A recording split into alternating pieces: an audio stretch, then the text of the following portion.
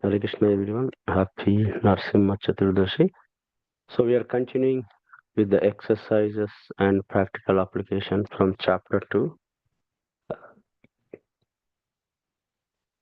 Exercise 4. A letter to Krishna. Some of us can access deeper levels of awareness by writing. A few years ago, someone sent me a very special gift by mail, an envelope containing a picture of a blue hand holding a bamboo flute. It was obvious to me that this was Krishna's hand as well as the flute. The hand also cl- clasped a little handwritten note which read, "Trying to connect with you." Written underneath was my signature, Sachinandana Swami, indicating that I had written the letter to the Lord and Krishna had kept it.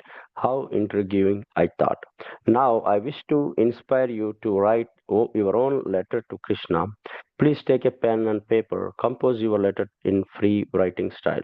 The main rule is to not stop writing. Write for a specific time period and dig deep. The subject of the letter should be my present relationship with you, how I wish to improve it. What we are trying to do in this exercise is to go more and more internal until we find some genuine feelings, perhaps feelings of separation. I miss you, Krishna, or some other feelings we wish to communicate.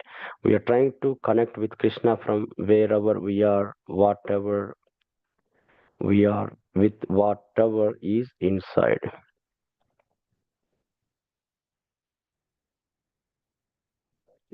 If your relationship is not so active at the present moment, if you feel only a desert within, no problem. Write about this. Be honest. Make that your connection.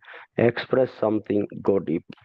Take your name, time with this exercise and give it to your best. If you write this from real place, it will certainly reach Krishna.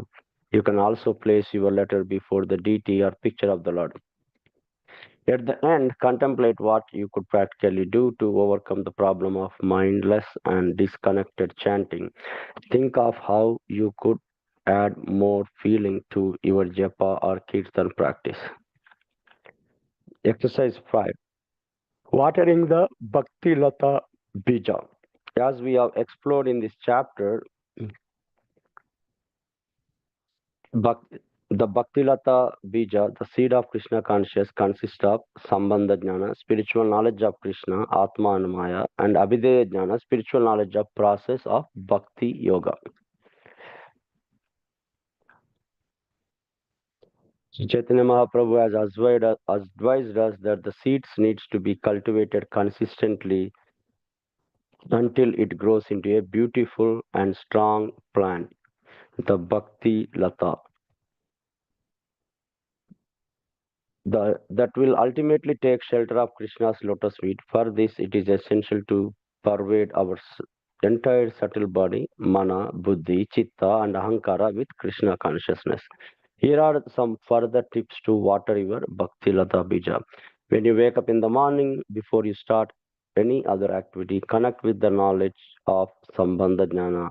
Contemplate. I am an eternal servant of Krishna. Krishna is my eternal and infinite master.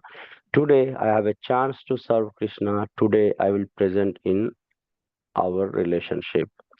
Write a post-it note. I am not this body. I am an eternal servant of Krishna. Krishna is my master. Place the note on the mirrors in your house. Each time you look into the mirror, connect with the truth. Srila Jiva Goswami says that an activity becomes bhakti only when we offer it to Krishna before we begin that activity. So, before you do any spiritual activity like chanting, reading, serving Vaishnavas or deities, etc., remind yourself of this Sambandha Jnana. I am an eternal servant of Krishna. He is the my only master. I will be present in our relationship by offering this service of chanting, reading, cooking, etc. to him. Last but not the least, before you go to sleep, again reflect on Sambandha Jnana. Offer all your services, thoughts, and words of the day to Krishna. You may even like to recite this verse.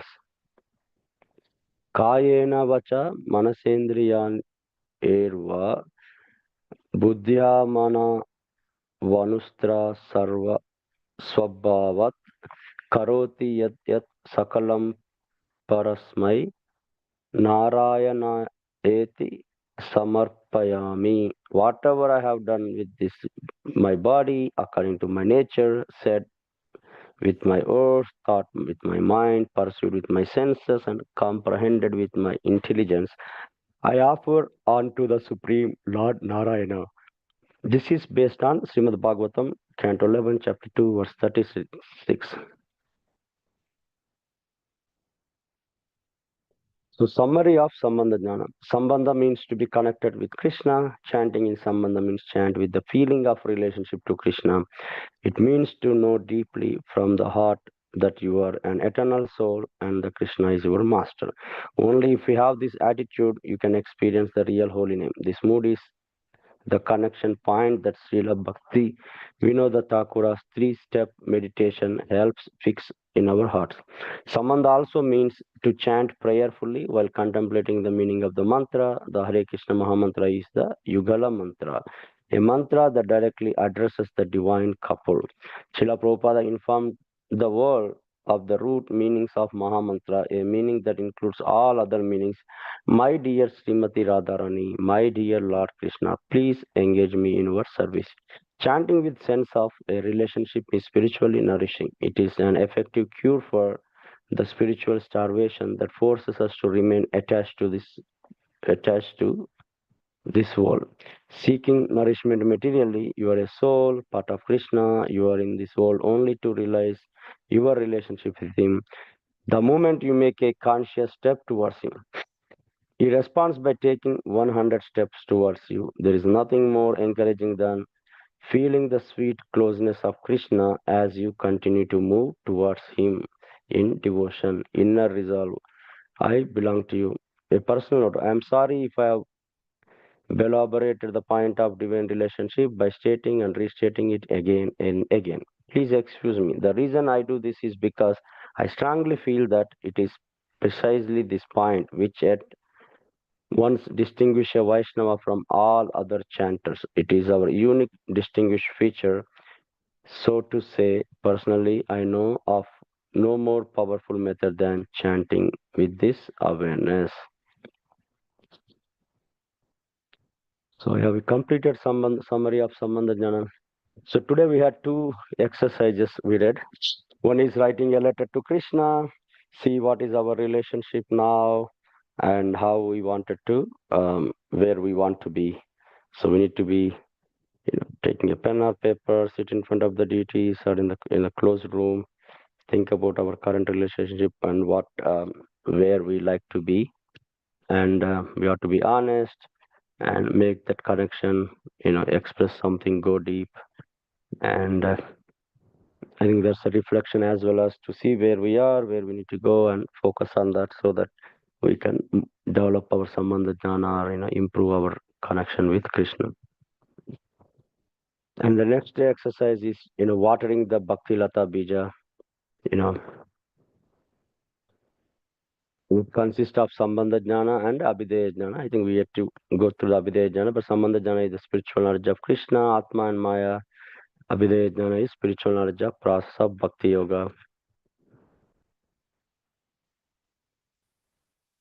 And it's in this exercise being told that, when we wake up in the morning, before we start any activity, we need to connect with knowledge of Sambandha Jnana, contemplate that I am eternal servant of Krishna. Krishna is my eternal and infinite Father. And so whatever activity we do, it says Srila Jiva Goswami Maharaj said, um, before we start any activity, it becomes a bhakti only if it offered to Krishna. So I think we should do that, and any spiritual activity, reading or chanting or serving Vaishnavas or deities. And the main inner resolve for this Sambandha Jnana is I belong to you. So we should feel that we belong to Krishna. Krishna is the Supreme Master, Eternal Master. We see we are a part and parcel of Krishna and we like to serve him nicely and keep that connection and relationship. With that, we can start today.